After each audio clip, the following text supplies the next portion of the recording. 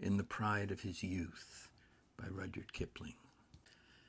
When I was telling you the joke that the worm played off the senior subaltern, I promised a somewhat similar tale, but with all the jest left out. This is that tale.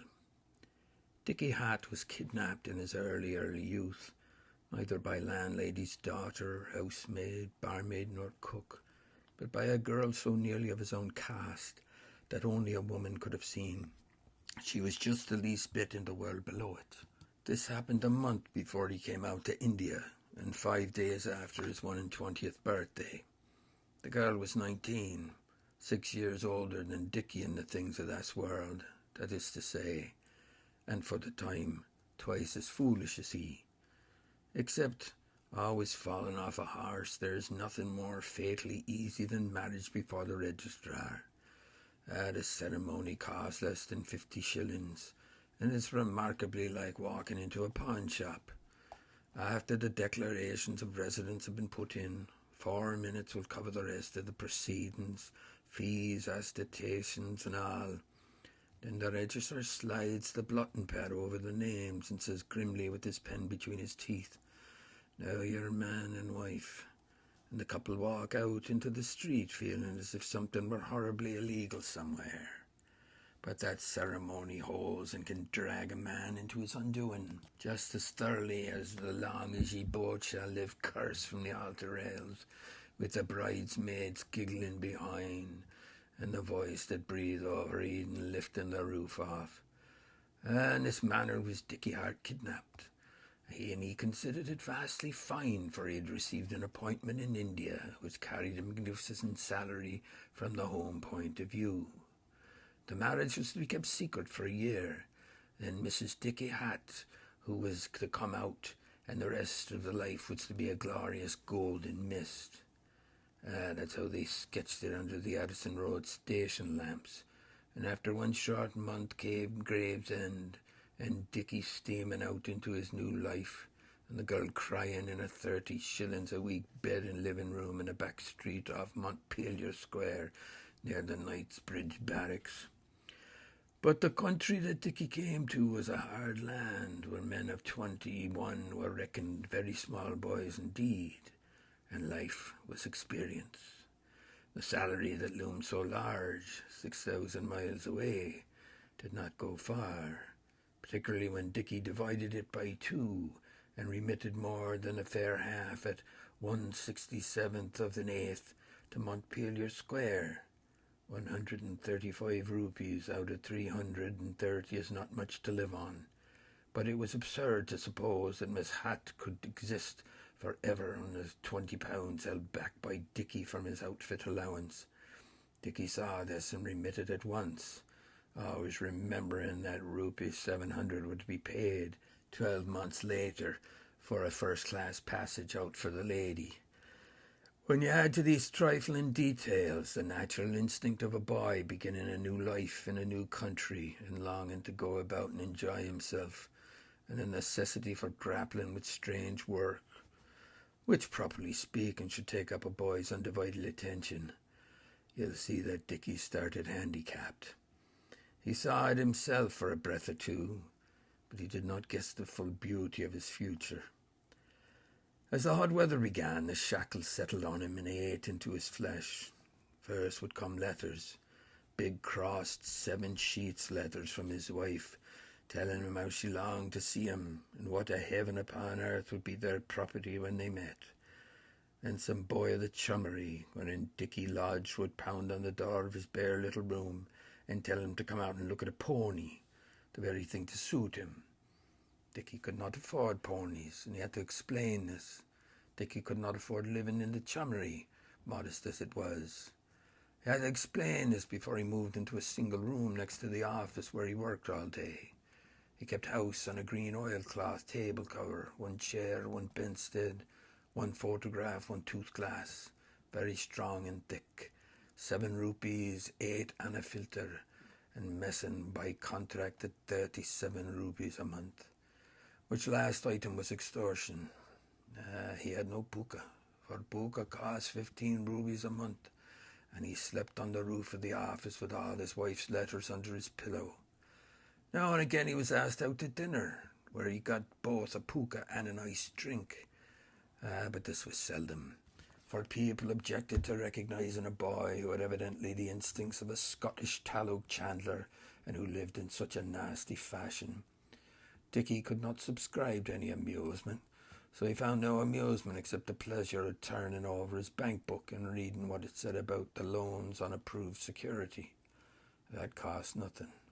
He remitted it to the Bombay Bank, by the way, and the station knew nothing of his private affairs. Every month he sent home all he could possibly spare for his wife, and for another reason which was expected to explain itself shortly and would require more money. And about this time Dickie was overtaken with the nervous haunting fear that besets married men when they are all out of sorts. He had no pension to look forward to. What if he should die suddenly and leave his wife unprovided for? The thought used to lay hold of him in the still hot nights on the roof, till the shaking of his heart made him think that he was going to die then and there of heart disease. Now, this is a frame of mind which no boy has a right to know.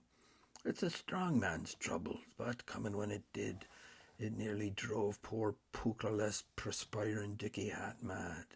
He could tell nobody about it. A certain amount of screws is as necessary for a man as a billiard ball. It makes them both do wonderful things. Dickie needed money badly, and he worked for it like a horse. But naturally the men who owed him knew that a boy can live very comfortably on a certain income. Pay in India is a matter of age, not merit, you see, and if their particular boy wished to work like two boys, business forbid that they should stop him.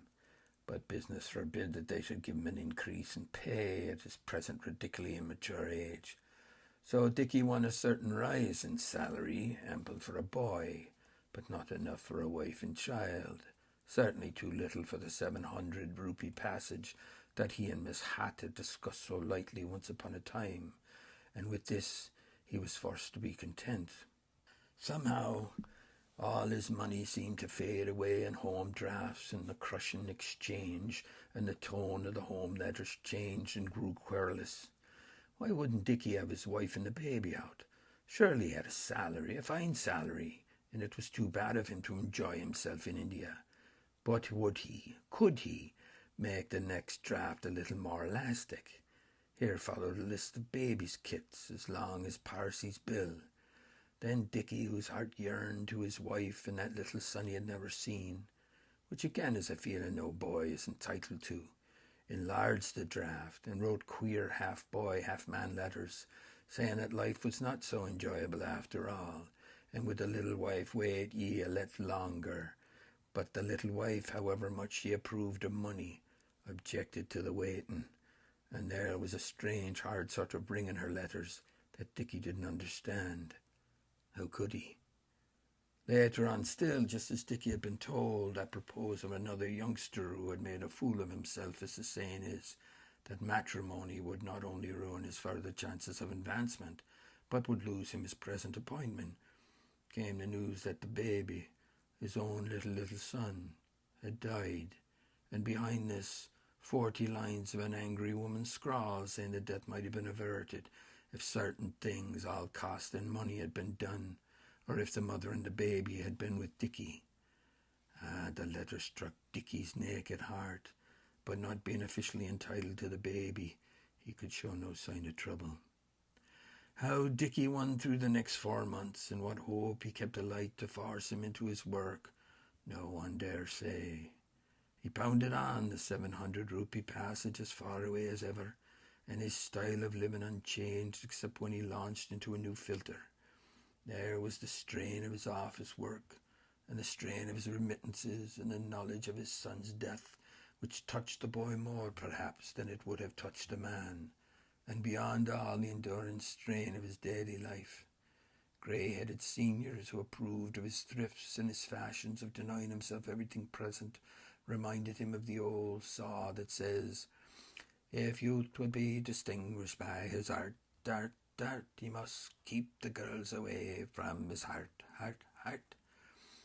And Dickie, who fancied he'd been through every trouble that a man is permitted to know, had to laugh and agree with the last line of his balance bank book jiggling in his head day and night. But he had one more sorrow to digest before the end. There arrived a letter from the little wife, the natural sequence of others if Dickie had only known it, and the burden of that letter was gone with a handsomer man than you. It was rather curious production, without stops, something like this. She was not going to wait forever, and the baby was dead, and Dickie was only a boy, and he would never set eyes on her again, and why hadn't he waved his handkerchief to her when he left Gravesend? And God was her judge, she was a wicked woman. But Dickie was worse, enjoying himself in India, and this other man loved the ground she trod on, and would Dickie ever forgive her, for she would never forgive Dickie, and there was no address to write to. Instead of thanking his stars that he was free, Dickie discovered exactly how an injured husband feels. Again, not at all in knowledge to which a boy is entitled, for his mind went back to his wife as he remembered her in the 30-shilling suite in Montpelier Square, when the dawn of his last morning in England was breaking and she was crying in the bed, whereat he rolled about on his bed and he bit his fingers. He never stopped to think whether, if he had met Miss Hatt after those 2 years, he would have discovered that he and she had grown quite different as new persons.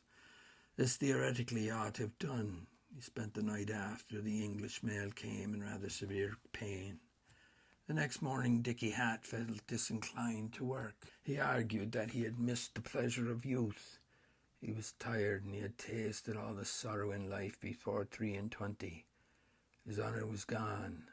That was the man, and now he too would go to the devil.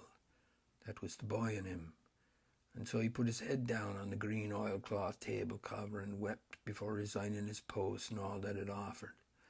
But the raw reward of his services came, and he was given 3 days to reconsider himself, and the head of the establishment, after some telegraphings, said that it was a most unusual step, but in the view of the ability that Mr. Hart had displayed at such and such a time and at such and such junctures, he was in a position to offer him an infinitely superior post, first on probation and later in the natural course of things on confirmation.